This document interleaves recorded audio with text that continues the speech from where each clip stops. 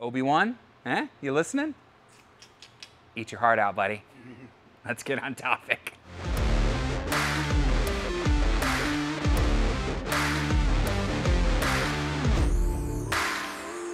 Hey everybody, it's Thomas, Get Out Arizona, and you're watching another great episode of Bike Showcase on Toolbox Topic. I'm joined once again by my co-host Brandon Van Looven. And Brandon, how the hell are you? Buongiorno. Buongiorno. Gotta grow the mustache if you're gonna be doing that. Friggin' Mario there. And we're coming to you once again from Trek Bicycle Stores of West Phoenix in Goodyear, Arizona, because it's where the cool kids hang out, and me. And today we are talking about this beautiful Madone SL7 Gen 7. Okay? We've talked about the Gen 6, but not the Gen 7. Seriously, guys, seeing it on the website does not do it justice. This bike is sexy as F. And if this were a 56, I might have to be selling my soul to take it home. But it's not. It's a 54 for them little people. Again, once again, check screws me left and right. Brandon, been waiting a long time for us to do this friggin' bike showcase. Yeah. Let's talk about it. Let's just look at it for a second. Look at it. Just look at it. Bask in the glow. Just look at it. So, but it's not an R. I had a tough time with this when it first came out, okay. the looks of it, but it has grown on me. Yeah. It is, I love it now. I think it is a beautiful looking bike. Absolutely. It took some time, but it's won me over for sure. Where do we begin? Well, let's start with the weight, because all you friggin' chuckleheads out there are going, it's too heavy. This is the affordable Madone. Right. Let's keep that in mind. It's $6,500. Yep, this is the affordable one. So you get the 500 series carbon. 500 series carbon. This one weighs in at exactly 18 pounds. 18 pounds. And the R version, the SL6R, 7R, and 9R, something like that, has the, right? We could be wrong there, but that has the 800 series carbon, which is going to be a little bit lighter. You'll get that. You'll get those things down to a very reasonable weight, but you're also going to be paying $12,000-13,000 bucks for some of those versions. Yep. It's doubt. There's no doubt about that. And yes, again, guys, if you want to be a weight weenie, God bless you. I love every single one of yous out there that watches the channel for who you are and everything. But there's no need for rude comments about the weight of the bike. Seriously, dude. We don't make fun of how you look. Don't make fun of the weight of the bike. So if you don't want to ride it, don't ride it. That's all I'm saying. Or pay to play. Or pay to play. There you go. So, all right. So we're at 18 pounds of goodness. This has an Ultegra group set on here. 8100 series. DI2. So it is the DI2 shifting. Okay. Now, this isn't the full wireless DI2 shifting. This is still wired. We're wireless from the shifter, but Shimano will still have a central battery to run the derailleurs. Okay. Front and back, unlike, as you know, the AXS or the ETAP is going to have a battery for each individual piece. Right. They're still running off of one battery. But we are true wireless at the actual shifters now, where before the shifters used to be wired. Okay. And that leads me to one other thing. Like, everything that we do on this bike now is done via app for adjustments, as far as that's concerned. Okay. So they're taking a page out of Schramm's book on that one. A little bit. So they're all set up. It's all step by step.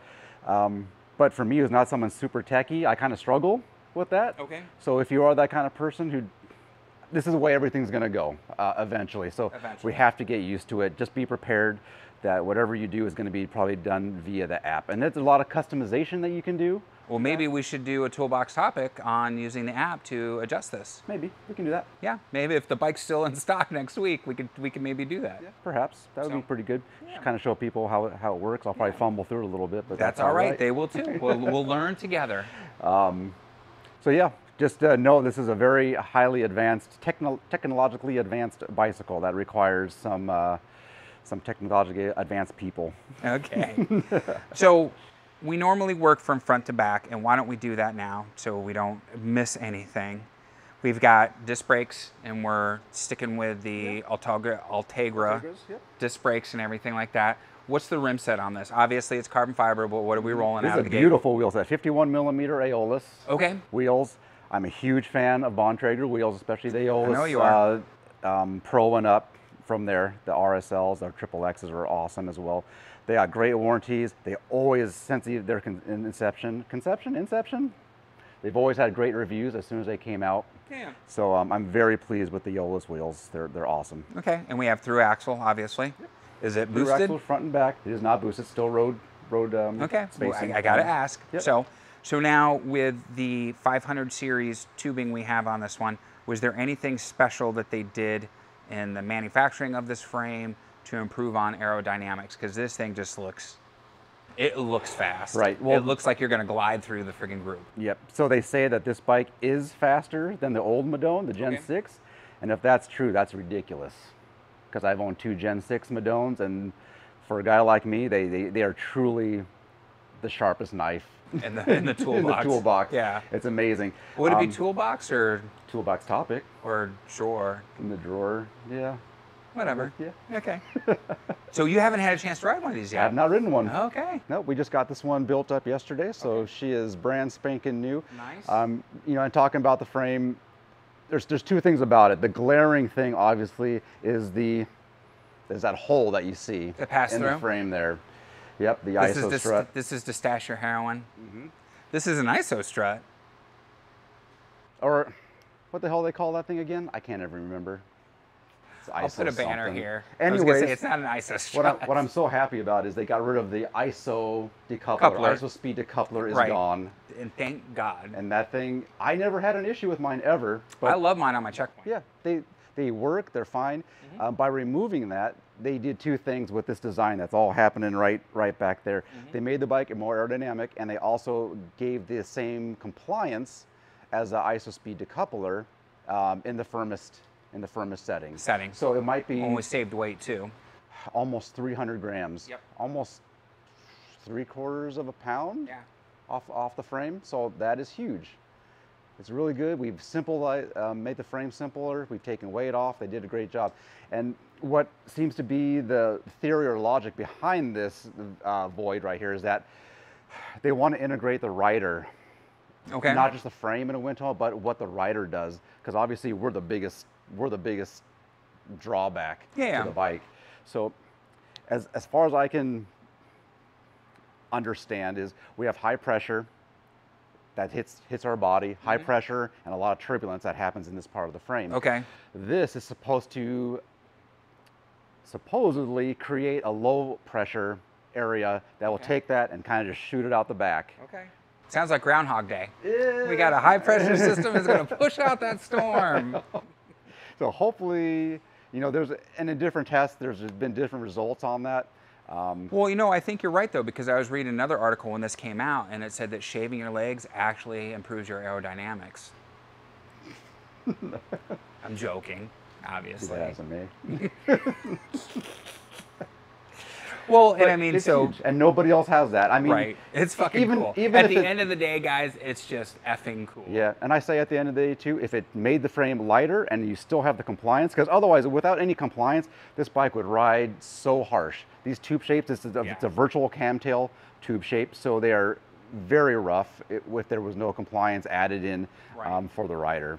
So even if this doesn't work and it really doesn't shoot high pressure out the back, we've still made the frame lighter and we've still made it compliant and we've still made it more simple. We could put some tassels right here so it looks like... That's what I was saying yesterday. We put little yarns on there like in Ford versus Ferrari. And then it looks like it's shooting out flames from a rocket ship. Yeah? No? Okay. Anyways, we try to have fun, guys. Cool. Yeah. Where is the battery housed on this for the DI2? I don't know. I absolutely don't know. I don't know. It's in there somewhere. It's down here. I don't know. There's a little hatch down there. All right. So maybe it's there. Dude, are you serious? Yeah. We're going to hear this in the comments. You realize that, don't care. Right? I can't know everything. Christ. Okay. So the other thing, moving right along. Talked about the frame enough. I got to friggin' put the banner up. It's an all-new cockpit for this bike as well. Okay. Again, they want to integrate the rider. Right. And make them part of the bike system. Yes. So what they've done now is even though the handlebars a certain width, actually the hoods and the shifters are in just a few millimeters as well. I can see they're so we're making the rider more aerodynamic, which is going to mean that if you're not that flexible rider, if you're not super athletic, this bike is still, even more so, it is not for you. Yeah. I still want one though. It's okay. I could totally see I didn't say for you, yeah. for one who's not flexible. I could totally see having that one-piece cockpit, one-piece carbon fiber stem and everything on that. That would be pretty hot. Yeah. Got a seat mast, not a seat post. It is a seat post. So a mast would come around the outside. This is a seat post. Okay. But there's not a whole lot of adjustment there. Yep. And can you get different lengths of these? Yes. Okay, and that was going to be the next question. And I would also, now that we're talking about that, it is very critical that if you were considering buying this bike, you got to get fitted for this bike. That you get fit first before you do it, because the fit is very limited on this bike. You have to get it right. I'm fortunate that I already have the fitment, and I'm going to leave the card for the video up top. So any bike I buy from Trek, they can just look at that and then set this up based on my measurements and everything, which is freaking awesome. I haven't had any issues with the checkpoint, and I'm not going to dive into that rabbit hole as far as that goes, but it makes it nice, guys. It's really worth it. And if you are spending top dollar on a bike like this, why wouldn't you spend the money to have it fitted to your body? I would certainly do some research before buying this bike. I mean, my whole life, 56. I buy a 56, 56. I would double check that with this bike before doing it. Yeah, I can already tell the 54 is too small for me, but you know, you never know. So we're moving back. Again, we got disc brake, hydraulic. We've got a 10 to 32 on the back. No, 10 to 20. It might be a 28 on there. Freaking talking, Brandon. It might be a 28. Stuff. Yeah. There's a little banner. we'll say 10 to 28. Yeah, looks like it. So, but I'll put something up to make sure. So, all right, and then we got Ultegra, everything like that. Brandon. Or 1128. Probably an 1128. I would say 10 on a bike like this. Who knows? Who knows? God darn it. So we got a nice split saddle. Everything about this bike screams top shelf, ride me as far as that goes. Now, the SL6 would be a 105 component group. Correct. We're going to save yourself a little bit of money on this if you went to get the SL6. But whether you get the SL6 or you pony up for the SL7, dude, this is a beautiful bike. This isn't like, oh, I'm going to get it and I'm going to change all this stuff. It's I'm going to get it and I'm going to go out and ride the crap out of it until the wheels fall off, and then I'll worry about doing other stuff to it. So absolutely gorgeous, gorgeous bike. So anything else you want to add? What don't you like about this? We've talked about the good things and everything like that, Brandon. So there's always, you know, a couple things that you don't like. I like almost everything. I think the stem leaves me a bit, it's not a sexy stem. This is not, I understand it's optimized for aerodynamics. Right. But I like it to look a little bit nicer as well. Brandon likes to bring sexy back. But it's cool. I do.